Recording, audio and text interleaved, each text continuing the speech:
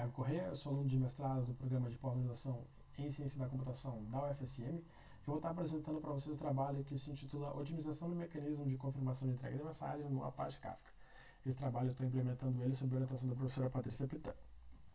Bom, hoje em dia, conforme aumenta a quantidade de dados que a gente utiliza tanto para business quanto para estudos acadêmicos, é normal que a gente recorra a frameworks de streaming de dados, como o próprio Apache Kafka, para fazer o transporte de dados de um ponto para o outro. O Apache Kafka, alvo de estudo nesse trabalho, ele é tolerante a falhas. Isso significa que ele tem mecanismos de tolerância a falhas presentes em sua arquitetura. Um desses mecanismos, ele acaba tratando da confiabilidade na entrega de mensagens de um ponto para o outro, que esse mecanismo se chama reconhecimentos positivos ou eggs. Esses eggs eles apresentam diversos níveis. E esses níveis implicam ao usuário, certo, um trade-off que ele precisa levar em consideração na hora dele definir o nível de egg que mais se adequa ao seu caso. Esse trade-off está baseado em confiabilidade e desempenho. Sendo assim, o objetivo desse trabalho é apresentar a implementação de uma arquitetura que está sendo implementada para aumentar a confiabilidade na entrega de mensagens com o EC menos confiável, que é o EC que implica em produções de mensagem fire and forget, onde não há nenhuma confirmação de que a mensagem chegou ao seu destino, certo? Buscando pouca degradação no desempenho. E como que a gente vai fazer isso? A gente vai implementar uma arquitetura que ela vai fazer uso do próprio ecossistema do Kafka, consequentemente do Zookeeper também, já que eles são utilizados em conjunto, mais um auxílio de um agente monitor externo para registrar o recebimento de uma mensagem no cluster. E assim a gente consegue, então, reduzir uma degradação natural no desempenho causado pela intrusividade dessa arquitetura, certo? E também permitindo a recuperação de mensagens que eventualmente sejam perdidas. Falando especificamente do Apache Kafka, então, o Apache Kafka é uma plataforma open source de processamento distribuído, certo? Eu posso utilizá-la para diversos fins, como por exemplo mensageria e tracking de dados. E ele segue o modelo produtor-consumidor. O que isso quer dizer? Quer dizer que eu tenho um agente produtor que ele vai produzir uma mensagem que pode ser entendida como próprio dado no contexto do Kafka e vai enviar essa mensagem para um Kafka cluster. Uma vez persistida no cluster, ela pode ser consumida por um consumidor. Falando sobre a abstração central do Kafka, que são os tópicos, um tópico nada mais é que uma entidade que vai ser responsável por agrupar mensagens de um mesmo contexto, certo? E esses tópicos eles podem ser organizados e estruturados por uma ou mais partições, certo? E essas partições elas podem ser distribuídas através de um cluster para agregar paralelismo. Agora falando da parte de tolerância a falhas do Kafka. Como eu já falei anteriormente, o Kafka ele é tolerante a falhas e muito da tolerância a falhas do próprio Kafka vem do Zookeeper, uma vez que eles são utilizados em conjunto, certo? Tanto que os mecanismos de tolerância a falhas do Zookeeper, como mensagem heartbeat, eleição de líder e controle de namespace, o Kafka usa todos. Só que independente do Zookeeper, o Kafka implementa seus próprios mecanismos de tolerância a falhas, que são o fator de replicação e o reconhecimento positivo. Falando sobre o fator de replicação, é uma técnica de tolerância a falhas baseada em redundância, onde uma entidade ela é replicada N vezes e distribuída através de um cluster. Para quê? Para que ela seja acessada para que ela seja acessada de outro ponto em caso de falhas. A replicação no Apache Kafka ela é feita a nível de partição. Ou seja, digamos que eu tenho um tópico que ele tem duas partições e esse tópico utiliza fator de replicação 2. Então, ao todo, eu vou ter 4 partições, sendo delas 2 vão ser eleitas como a líder. E isso é muito importante porque apenas as partições líderes que elas são aptas a receber requisições de leitura e escrita. As outras partições, elas simplesmente buscam um perfeito sincronismo com a líder. As que conseguem, elas são denominadas in sync réplicas e elas são as melhores opções para se tornar uma líder em caso da falha da líder. Aqui a gente mostra visualmente a disposição de um cluster Kafka, certo? Aqui a gente tem 3 brokers, onde a gente tem 2 tópicos. O tópico A, representado pela cor vermelha, e o tópico B, representado pela cor verde. O tópico A tem duas partições, a partição 0 e a 1, e o tópico B ele tem uma partição só. Só que o fator de replicação utilizado pelo cluster é 2, ou seja, para cada partição eu tenho 2 réplicas e uma delas é eleita líder, que está representada pela borda mais forte, certo? E a outra acaba sendo a partição réplica, e ela é representada pela borda segmentada. Digamos que nesse caso aqui, nessa situação, o Brooker 1 vem apresentar uma falha. Então, a partição 0 do tópico A, que está no Brooker 2, ele assume a liderança e começa a assumir as requisições de leitura e escrita, certo? E acaba não mudando nada para a partição 0 do tópico B, uma vez que a partição que falhou foi a réplica e não a líder. Agora falando sobre reconhecimento positivo ou X. Então, é uma técnica de tolerância a falhas baseada em confirmações, onde tem por objetivo notificar o emissor de uma mensagem de que a mensagem chegou ao seu destino. No Kafka, a gente pode setar em 3 níveis diferentes através de variáveis de configuração. Então, falando sobre o primeiro nível, que é o EC igual a 0, que a gente chama de produções de mensagem fire and forget, onde várias mensagens são disparadas em sequência e uma mensagem é considerada entregue assim que ela é enviada. Ou seja, não tem nenhuma confirmação do cluster que a mensagem chegou ao seu destino. A gente tem o EC igual a 1, que é a leader confirmation, que o produtor da mensagem ele recebe uma confirmação sempre que a mensagem chegou na partição líder e foi persistida na partição líder, certo? E a gente tem EC igual a -1, que é a replicas confirmation, onde o produtor ele recebe uma confirmação sempre que a mensagem foi persistida na líder e na partição réplicas. Para a gente conseguir observar visualmente o funcionamento desses ECs, então, digamos que eu tenho um produtor que envia uma mensagem para um broker onde está a partição líder de um tópico. Assim que a mensagem foi enviada, o produtor já manda outras mensagens em sequência, certo? Em paralelo a isso, é óbvio, o broker já acaba persistindo aquela mensagem, disparando as réplicas, enfim. Digamos que um produtor vai fazer uma produção de mensagem com EC igual a 1. O produtor envia uma mensagem para o broker onde está a partição réplica, a partição líder, certo? Assim que ela foi persistida, ao envio de um EC para o produtor. Agora, digamos que a produção ocorra com EC -1, ou seja, réplicas confirmation. O produtor envia uma mensagem para o broker onde está a partição líder de tópico, certo? Uma vez que a mensagem foi persistida na líder, é disparado as réplicas, certo? E uma vez persistida nas réplicas, que ocorre o envio de um EC para o produtor. E é só a partir daí o produtor envia uma outra mensagem.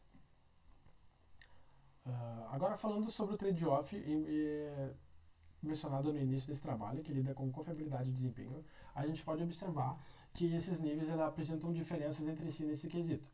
Uma vez que o EC0 ele apresenta melhor desempenho, certo? Uma vez que ele dispara várias mensagens em sequência, então ele acaba tendo uma maior vazão, certo? E uma menor latência.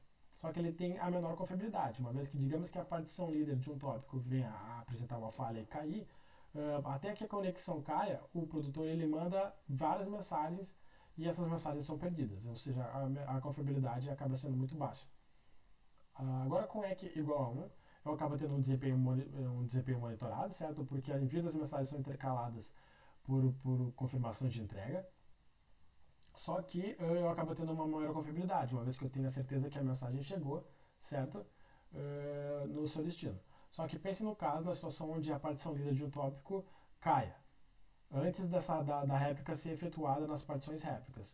Uma outra partição vai assumir com perdas, ou seja, nesse caso eu perco mensagens também.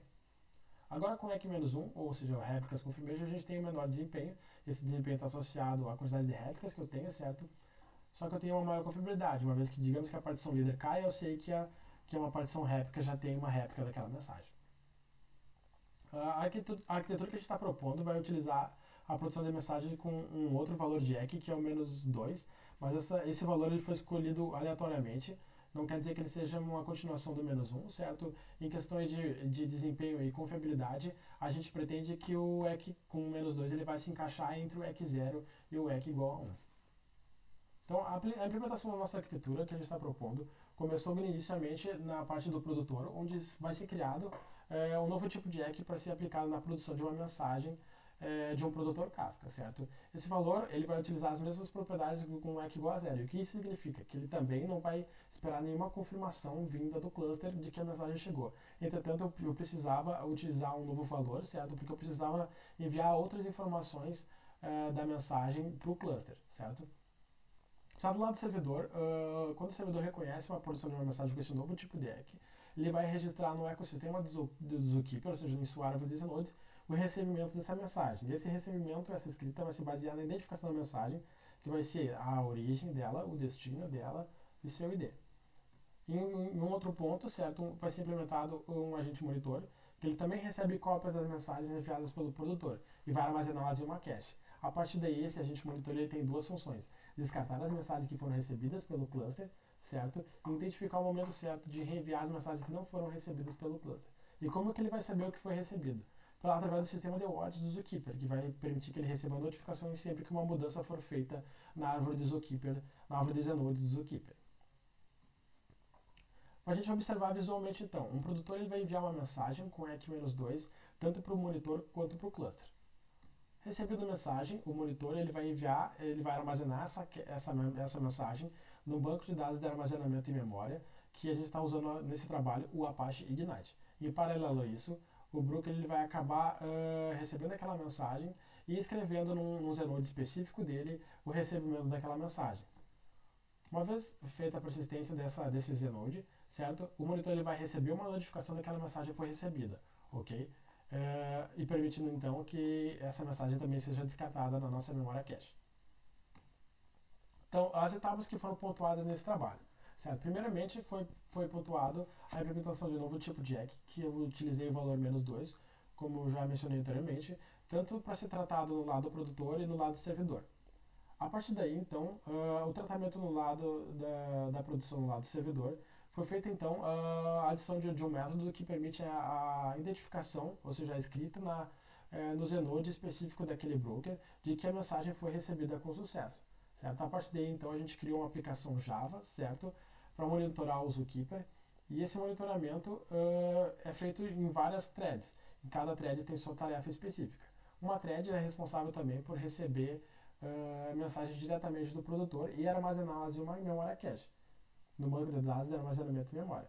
Outra thread, por sua vez, vai fazer um monitoramento de um Zenode específico do Zookeeper e, assim que receber as notificações relacionadas com a escrita, com a modificação do dado daquele Zenode, ele vai armazenar numa lista as mensagens que foram recebidas, para posteriormente a gente conseguir descartar essas mensagens que foram recebidas e também fazer o reenvio dessas mensagens, certo? Dessa etapa de trabalho, a última parte que falta é o reenvio das mensagens restantes do banco de dados. E também a partir daí a gente vai fazer uma validação da nossa arquitetura que a gente está propondo. E como que vai se suceder essa validação? Basicamente, a gente vai executar essa arquitetura num ambiente controlado que a gente tem no laboratório, certo? Ao mesmo tempo que a gente induz falhas nesse ambiente controlado para observar se está tendo coerência tanto no descarte quanto na recuperação das mensagens que a gente está enviando, certo? E as validações que a gente está procurando, elas vão buscar um comportamento onde as execuções, a experimentação vai haverá perdas de mensagens, certo? Implicando em futuras recuperações. A gente também vai induzir falhas de atraso na entrega de mensagens, certo? Para a gente saber como que a arquitetura se comporta com o atraso dessas mensagens. E a gente também vai induzir falhas onde um broker ele apresenta uma falha e não consegue se manter operante. Então, por considerações finais, a gente apresentou para vocês o mecanismo de reconhecimentos positivos do Apache Kafka e apresentou que ele tem um trade-off relevante no que se refere à confiabilidade e desempenho. Ou seja, o usuário, na hora de definir o nível de jack que ele quer utilizar, ele tem que saber o que mais se adequa ao seu caso. Então, nesse contexto, desse trabalho, a gente apresentou também uma implementação de uma arquitetura que está em desenvolvimento, que visa aumentar a confiabilidade na entrega de mensagens com EC menos confiável. Ou seja, a gente vai utilizar propriedades semelhantes ao EC 0, mas agregando a utilização de uma arquitetura externa para aumentar a confiabilidade, buscando pouca degradação do desempenho.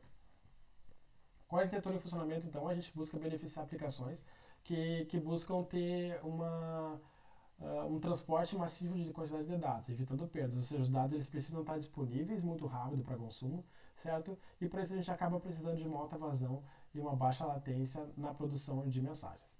A princípio é isso. Aqui tem algumas referências, certo? Eu me coloco à disposição para a solução de dúvidas através do e-mail. É isso então. Muito obrigado.